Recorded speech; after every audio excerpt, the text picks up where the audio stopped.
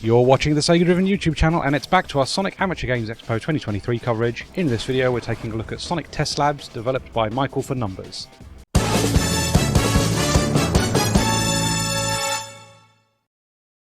Now, this is a modern Sonic 3D fan game, very much based on the sort of level layout and abilities that you get in Sonic Unleashed and Sonic Generations, but with this lovely sort of cel-shaded look, which does look very striking. I've got to say, I really like the visuals in this game a lot, and lovely sense of speed with the speed lines as well.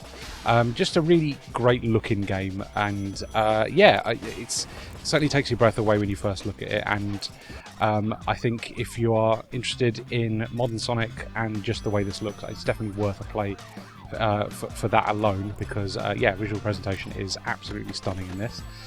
But yeah, it is, like I say, very much based on the modern Sonic stage structure, so it wants to be played a very specific way, and if you make a mistake, then you are definitely falling down a pit, because all the stages are very much sort of like precariously draped high over massive pitfalls. So yeah, it really wants to be played the way it is designed to be played. You cannot just go and explore and make use of the 3D space like you would in a traditional sort of collectathon 3D platformer. This wants to be played exactly the way it needs to be played. So yeah, you need to be following the routes and making the jumps and basically doing everything as soon as it wants you to. It's very twitchy in that regard. It is set up to be played very specifically the way it wants to be played, which is what I'm trying to get at here. You cannot just go off the beaten path and explore, because you will be punished for it by falling down a pit. It's also not set up very well to run at lower frame rates, as I have looked up. The developer has said in particular that it gets very unresponsive at low frame rates, and yeah, because I'm running quite an old PC, this does become very unresponsive. I found quite a lot that the homing attack wasn't activating correctly. It just wasn't happening half the time, and that one made me fall into a pit a lot, which is incredibly frustrating to play. So yeah, that's a real shame. I don't know why it wouldn't be responsive at lower frame rates. That feels like bad coding to me. So yeah, really needs to be looked into that, unfortunately, because it makes the whole thing very frustrating to play. There is a sequence at the end of the sort of Metal Harbor style stage, which is asking you to do one of the most involved sequences of homing attacks that I think I've ever experienced in a Sonic game. And I did it once off camera and could never capture it during capture, unfortunately. It was just that difficult. I died so many times. It was incredibly frustrating to do. And yeah, there's certain sequences where it just doesn't feel like you're getting enough speed to make it to the next homing attack, and then the homing attack doesn't activate.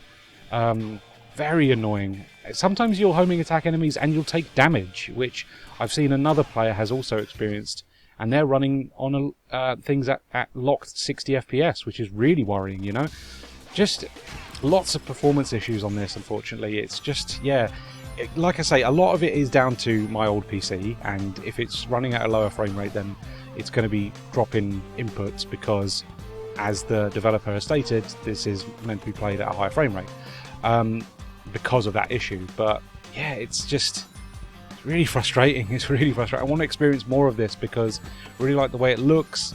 Functionally, it's pretty good, like the controls, the camera is actually one of the better ones I've experienced in a 3D Sonic game. It always felt like it was in the right place and allowing me to see everything I wanted to see at any given point. Framed it really well, didn't have to manually adjust the camera too much in this at all, to be honest. So I was very impressed in that regard, but God, yeah, just the homing attack doesn't work half the time, which is a huge issue for a game that relies on it so heavily, because you're very much asked to chain together these very intricate sequences of homing attacks over massive pitfalls, and if you make one mistake, that's it. You die, and it's back to the checkpoint to start again. Incredibly frustrating. But yeah, there's something in here that I really want to love, but at the moment it's not really working for me, because yeah, I just can't get it to register inputs half the time. It's very irritating. But like I say, if you do want to just experience a lovely presentation, then definitely give this a go, because This is one of the best looking 3D Sonic fan games I've seen for a long time. I love the use of cell shading. I think it makes things look very timeless, and it will age this wonderfully as well, you know, as the years go on. So yeah, difficult to recommend, because unless you're running this at a very high frame rate on a good PC, you're going to have a lot of trouble with it registering inputs, especially with the homing attack in particular. But even then, I've heard that the homing attack also is a bit of an issue at higher frame rates. You know, it's your homing attack enemies and take damage, which is not great. That's not the point of the homing attack at all. So yeah, a real shame. I've got to say, yeah, not quite there at the moment. Hopefully they can iron out the control issues and make that a little bit more responsive going forward, even at lower frame rates. But yeah, at the moment, very difficult to recommend as a thing to play because it's just so unresponsive. But your mileage may vary depending on your PC, and certainly worth checking out just to have a look at, because it is a gorgeous looking thing.